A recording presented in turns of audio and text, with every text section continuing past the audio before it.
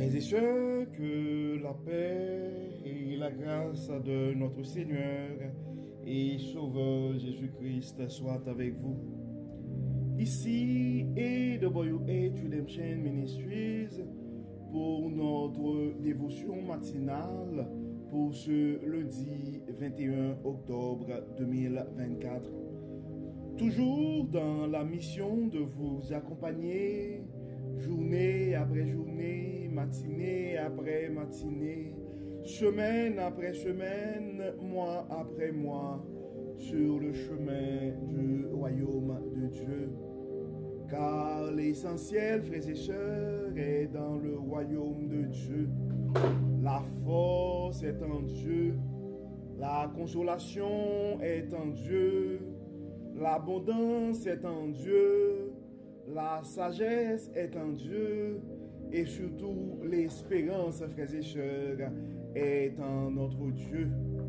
C'est pourquoi nous nous répétons à chaque instant, cherchons d'abord le royaume de Dieu et sa justice, et toutes les autres choses nous seront données en plus. Donc bon réveil mon frère, bon réveil ma soeur, c'est ici la journée que l'Éternel a faite et qu'elle soit pour nous un sujet de gloire et de louange.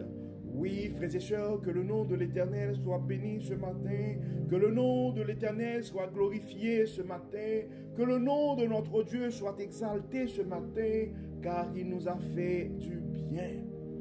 Oui, puisque nous respirons encore, frères et sœurs, puisque nous sommes comptés parmi les vivants ce matin, nous devons louer notre Dieu, car le psalmiste nous dit dans le psaume 150 que tous ceux qui respirent louent l'Éternel.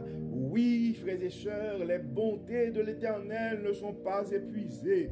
Ses compassions ne sont pas à leur terme. Elles se renouvellent chaque matin.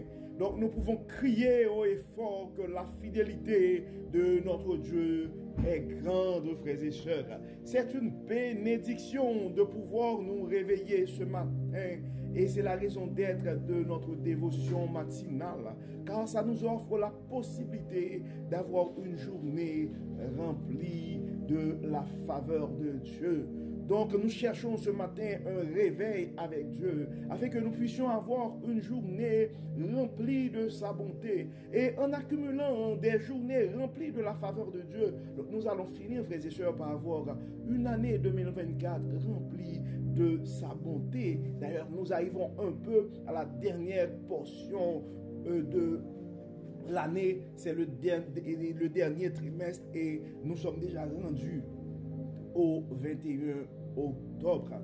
Et si nous arrivons, frères et sœurs, à accumuler des années remplies de la bonté de Dieu, nous allons finir par avoir une vie comblée de ses plus riches bénédictions sur plusieurs générations. Donc pour notre dévotion de ce matin, frères et sœurs, le texte qui nous est proposé, c'est le texte que nous trouvons et dans la deuxième lettre de Paul aux Corinthiens. Nous allons continuer avec le chapitre 5 et nous allons lire du verset 11 jusqu'au verset 20. 2 Corinthiens chapitre 5 verset 11 à 20. C'est pourquoi, sachant que c'est la crainte du Seigneur que nous cherchons à convaincre les hommes, et Dieu sait parfaitement ce que nous sommes. J'espère d'ailleurs que dans votre conscience, vous le savez vous aussi. Nous ne nous recommandons pas à nouveau auprès de vous. Nous voulons seulement vous donner de bonnes raisons d'être fiers de nous. Ainsi, vous saurez répondre à ceux qui trouvent des raisons de se vanter dans les apparences et non dans leur cœur. Quant à nous, s'il nous est arrivé de dépasser la mesure, c'est pour Dieu. Si nous montrons de la modération, c'est pour vous. En effet, l'amour de Christ nous étreint, car nous avons acquis la certitude qu'un seul homme est mort pour tous. Donc tous sont morts en lui. Et il est mort pour tous, afin que ceux qui vivent ne vivent plus pour eux-mêmes, mais pour celui qui est mort à leur place et ressuscité pour eux. Ainsi, désormais, nous ne considérons plus personne d'une manière purement humaine. Certes, autrefois, nous avons considéré Christ de cette manière, mais ce n'est plus ainsi que nous le considérons maintenant. Ainsi, si quelqu'un est uni à Christ, il appartient à une nouvelle création. Les choses anciennes sont passées, voici les choses nouvelles sont venues. Tout cela est l'œuvre de Dieu qui nous a réconciliés avec lui par Christ et qui nous a confié le ministère de la réconciliation. En effet, Dieu était en Christ, réconciliant les hommes avec lui-même, sans tenir compte de leurs fautes. Et il a fait de nous les dépositaires du message de la réconciliation. Nous faisons donc fonction d'ambassadeurs au nom de Christ, comme si Dieu adressait par nous cette invitation aux hommes. Au nom de Christ, nous vous en supplions, soyez réconciliés avec Dieu. Celui qui était innocent de tout péché, Dieu l'a condamné comme un pécheur à notre place, pour que dans l'union avec Christ, nous recevions la justice que Dieu accorde. Donc, nous venons de lire, frères et sœurs, le texte que nous trouvons dans la deuxième lettre de Paul aux Corinthiens. Nous avons lu dans le 5e chapitre les versets 11 à 20. Et comme d'habitude, nous avons lu la version, la Bible du semeur. Et le titre qu'on a pour ce texte, c'est le service de la réconciliation. Le service de la réconciliation. Donc, nous devons comprendre, frères et sœurs, que, en fait, et avec le péché qui était entré dans le monde, il y avait, je pourrais dire, il y avait une séparation entre l'humanité, entre l'homme et Dieu. Et c'est pourquoi on parle souvent, on a pris tout le premier trimestre de l'année 2024 pour en parler. Et c'est pourquoi on a ce qu'on appelle la rédemption, le rachat, le plan rédempteur. Donc, le sacrifice de la croix, la venue de Jésus-Christ, en fait, c'était pour rétablir cette connexion, rétablir ce pont entre Dieu, rétablir cette réconciliation entre Dieu et les hommes. Et après je pourrais dire la montée, l'ascension de Jésus-Christ, donc nous autres maintenant comme témoins, comme apôtres, nous avons ce ministère-là, nous avons ce service de la réconciliation. Et c'est ce que Paul essaie d'expliquer aux chrétiens de l'église de Corinthe. Il a commencé dans le verset 11 pour dire c'est pourquoi, sachant que ce qu'est la crainte du Seigneur, nous cherchons à convaincre les hommes, et Dieu sait parfaitement ce que nous sommes. J'espère d'ailleurs dans votre conscience, vous le savez vous aussi, nous ne nous recommandons pas à nouveau auprès de vous. Nous voulons seulement vous donner de bonnes raisons d'être fiers de nous. Ainsi vous saurez répondre à ceux qui trouvent des raisons de se vanter dans les apparences et non dans leur cœur. Encore une fois, apôtre Paul a pris le temps de faire cette remarque. Et des fois, on voit, il y a des gens qui essaient de gérer l'apparence. Mais en fait, nous devons nous rappeler que Dieu regarde l'intérieur.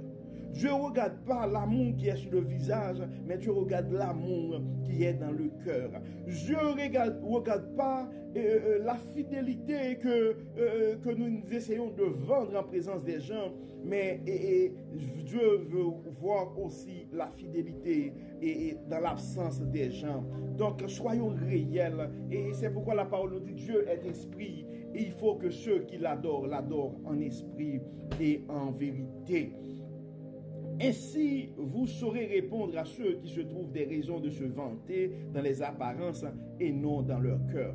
Quant à nous, s'il nous est arrivé de dépasser la mesure, c'est pour Dieu. Si nous montrons de la modération, c'est pour vous. On en a parlé aussi, frères et sœurs. Tout ce que nous faisons dans le ministère, nous le faisons pour la gloire de Dieu. Et en fait, nous sommes appelés aussi dans nos relations avec les autres de considérer le respect, la compréhension, mais la modération aussi. Donc dans le verset 14, ça continue pour dire, en effet, l'amour de Christ nous étreint, car nous avons acquis la certitude qu'un seul homme est mort pour tous, donc tous sont morts en lui. Il est mort pour tous, afin que ceux qui vivent ne vivent plus pour eux-mêmes, mais pour celui qui est mort à leur place et ressuscité pour eux. C'est pourquoi tout ce que nous faisons, frères et sœurs, nous devons faire tous pour la gloire de Dieu. Nous devons éviter de prendre le crédit pour nous autres, mais nous sommes dans le service pour la gloire de Dieu. Verset 16. Ainsi désormais, nous ne considérons plus personne d'une manière purement humaine.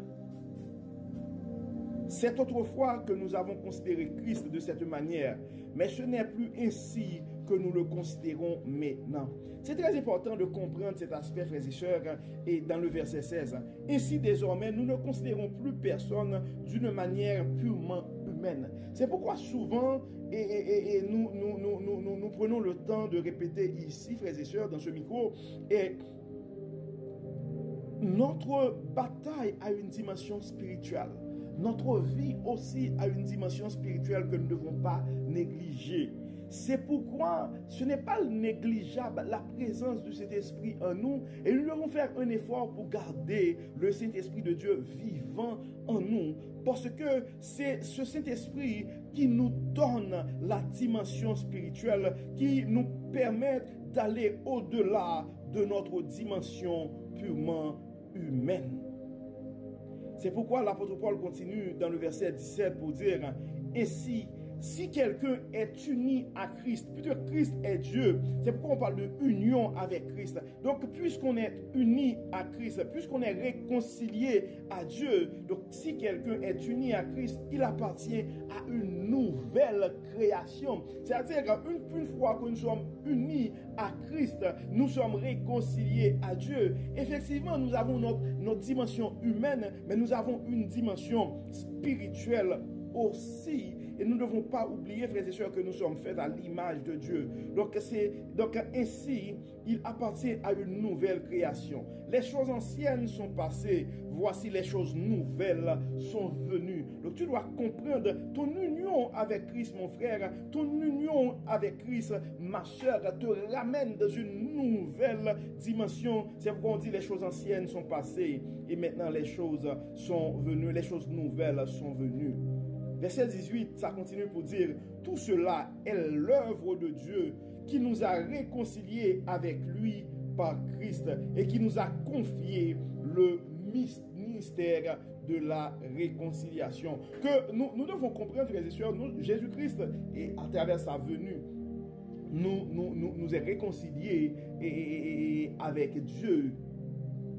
Mais nous autres aussi, en recevant le Saint-Esprit de Dieu, en notre union avec Jésus-Christ, nous avons ce ministère qui nous est confié aussi, le ministère de la réconciliation, le ministère de faire connaître aux gens qui nous entourent qu'il y a quelque chose de mieux, qu'il y a de la force en Dieu, qu'il y a la guérison en Dieu, qu'il y a de l'espérance en Dieu, qu'il y a de la sagesse en Dieu. Donc en effet, Dieu était en Christ, réconciliant les hommes avec lui-même, sans tenir compte de leurs fautes, et il a fait de nous les dépositaires du message de la réconciliation. Donc nous sommes des dépositaires du message de la réconciliation. Nous devons rappeler à nos frères et sœurs, nous sommes là pas pour les condamner, pas pour les critiquer, mais pour les rappeler qu'il y a le pardon en Dieu, il y a la justification dans le sacrifice de la croix.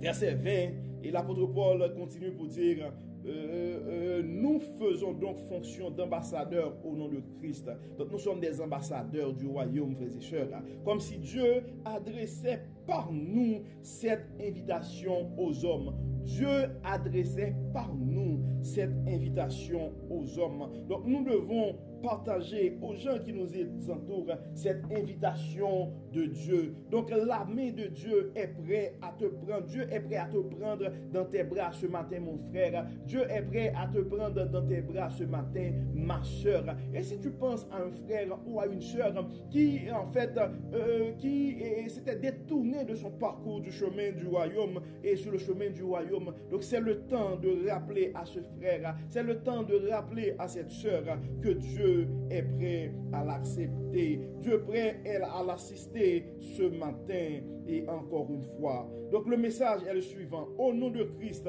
nous vous en supplions, soyez réconciliés avec Dieu. C'est le message de Dieu à nous ce matin. Ou c'est le message et que Dieu te confie et ce matin pour que tu puisses le partager aux gens et de ton entourage, aux gens de ton réseau.